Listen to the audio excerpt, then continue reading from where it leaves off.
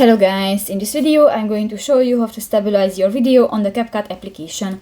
But first of all, I just want to mention, please don't forget to subscribe to our channel, because at 100,000 subscribers we are going to show you all YouTube revenue statistics and growth strategy of to make money online.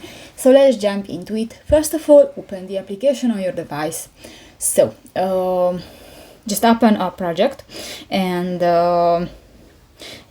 you just go to the lower bar and click to the edit button at the lower left corner, and here you can find the stabilize option next to the motion blur. Tap that, and here you can find the minimal cropping, the recommend, or the most stable option, and just select one, tap that, and